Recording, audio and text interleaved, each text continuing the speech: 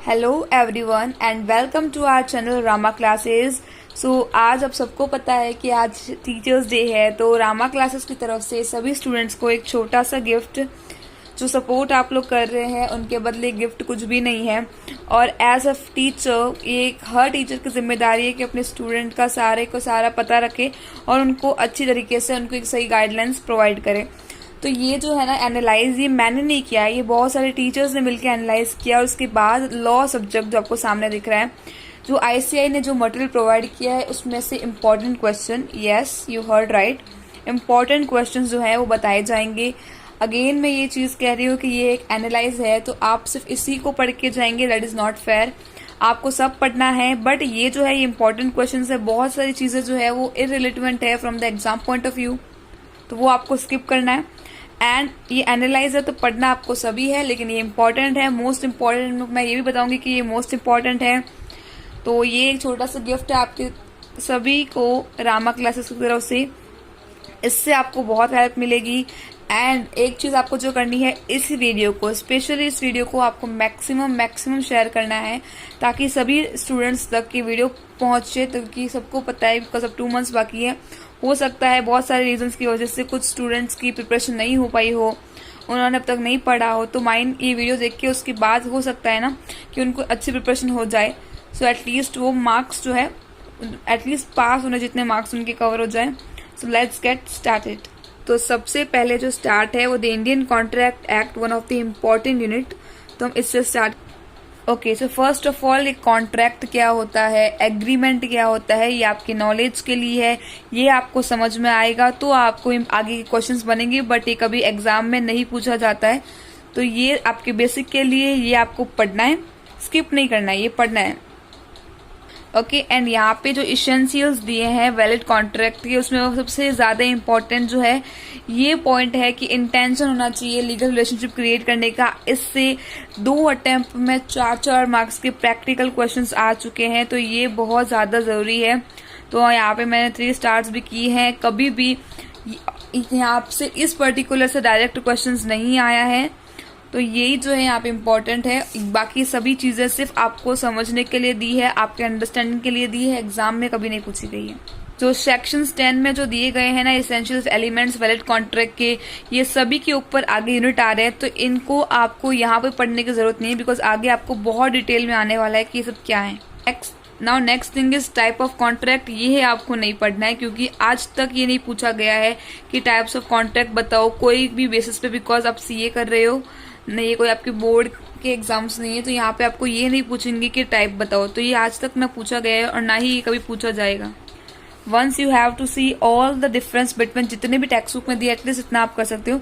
तो difference between obviously आपको पढ़ना है, बट ये कभी नहीं पूछेंगे कि ये कौन सा कॉन्ट्रैक्ट है, ये कौन सा कॉन्ट्रैक्ट है, ये बताओ। तो अगेन इसमें भी आपको सिर्फ यहाँ पे डिफरेंस बिटवीन पढ़ना है।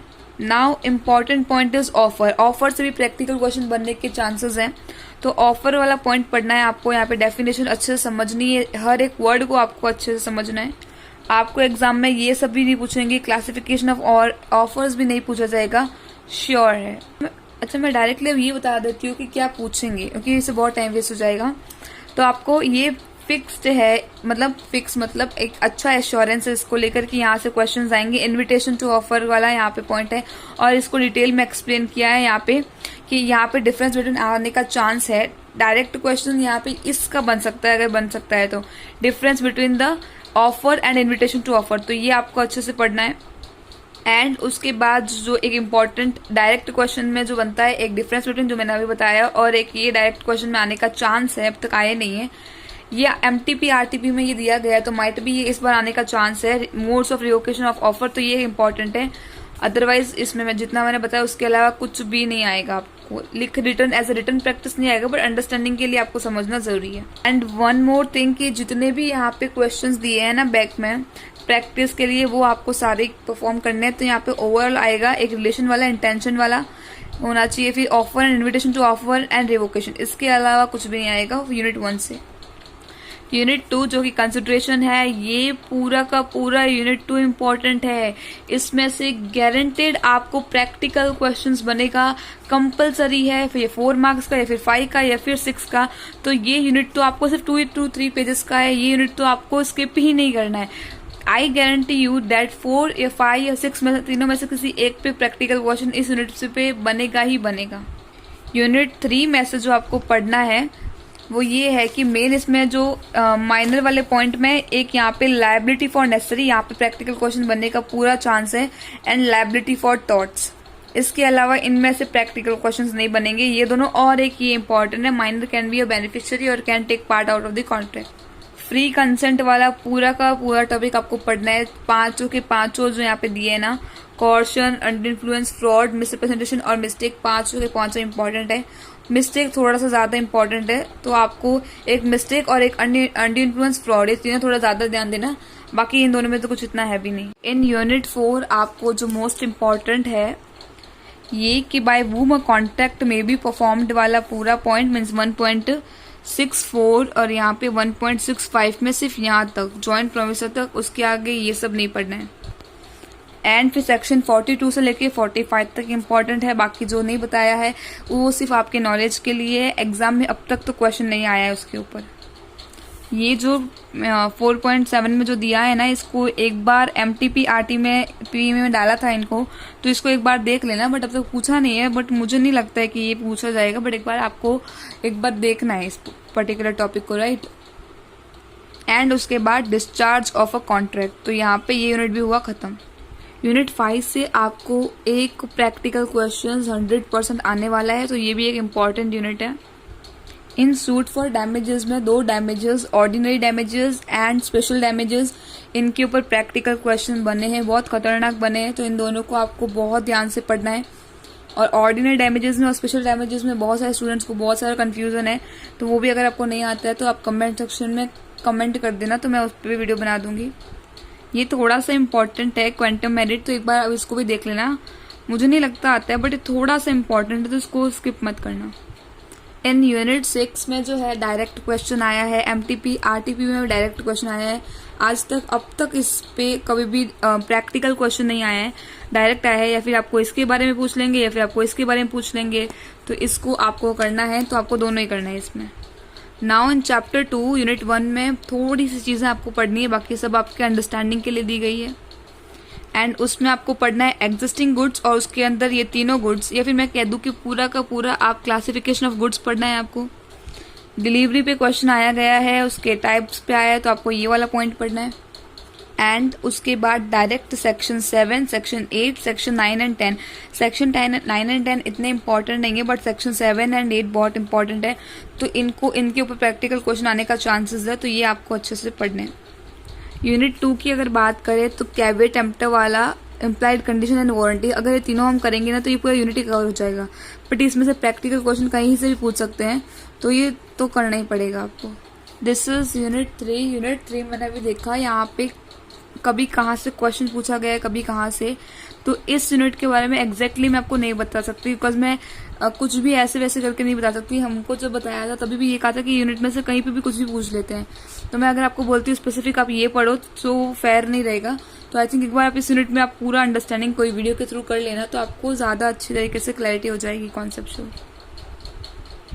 इन यूनिट 4 की बात करें तो right of an unpaid seller बहुत इंपॉर्टेंट है, जो लीन इंसॉल्वेंसी जो दिया है वो वाला पॉइंट बहुत इंपॉर्टेंट है, और एक बायस की क्या राइट है अगेंस्ट द सेलर, वो पॉइंट, उसके अलावा यूनिट 4 में भी नहीं।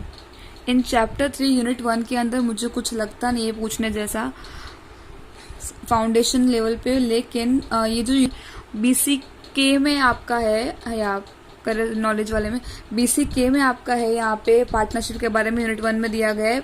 कंपनी में तो पूरा कंपनी अकाउंट अलग ही है, तो यहाँ पे कुछ भी ऐसा नहीं है 2 पर्सन होने चाहिए नॉर्मली, एक बार आप देख लेना, बट इसमें से क्वेश्चन नहीं आएगा। यूनिट 2 जो है ये थोड़ा सा इम्पोर्टेंट है। Implied authority of partner as agent of the firm, very important, most important है ये। फिर ये minor admitted to the benefit of partnership, ये हमने आगे पढ़ा था कि माइनर जो है वो पार्टनरशिप फर्म में एज अ पार्टनर एडमिट नहीं हो सकता, बट एज अ बेनिफिशियरी और बेनिफिट वो एडमिट हो सकता है, तो ये पॉइंट यहाँ पे एक बार अच्छे से कर लेना। And this one expulsion of a partner, ये पॉइंट भी बहुत इंपॉर्टेंट है।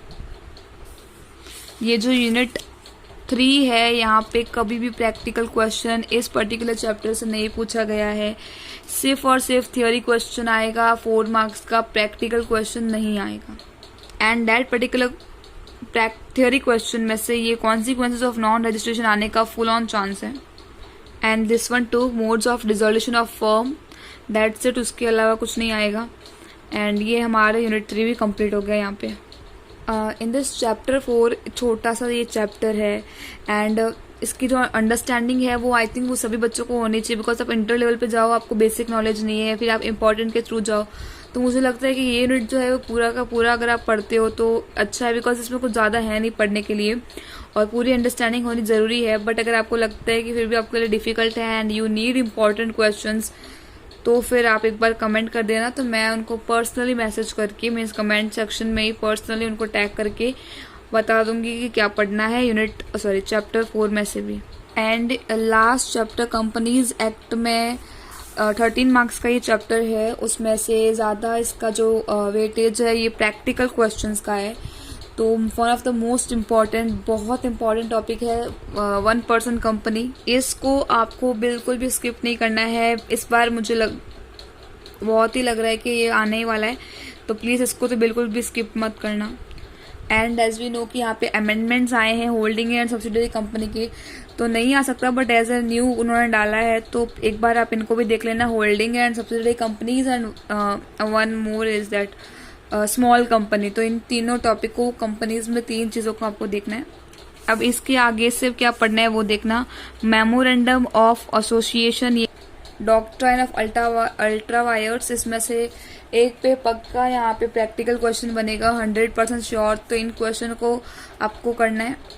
And article of association and last one is doctrine of indoor management. उसके आगे जितना भी दिया है different types of company, shares के डिफरेंट टाइप, कुछ भी नहीं पूछेंगे। 4 टॉपिक ये और 1 पर्सन कंपनी, और एक मैंने बताया आपको holding and subsidiary company, and 1 more is small company.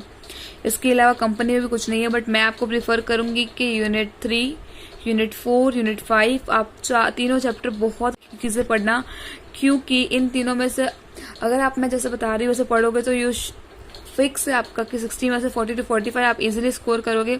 हो सकता है 5-10 मार्क्स का इनमें से ना आए कुछ, बिकॉज ये ICI है, कहीं से भी कुछ भी पूछ सकती है, बट इतना तो आने ही वाला है। And this video you have to share maximum. अभी रात के 2 बजे, बिकॉज कल टाइम नहीं मिलेगा मेरे को शूट करने में, that's why I am shooting right now.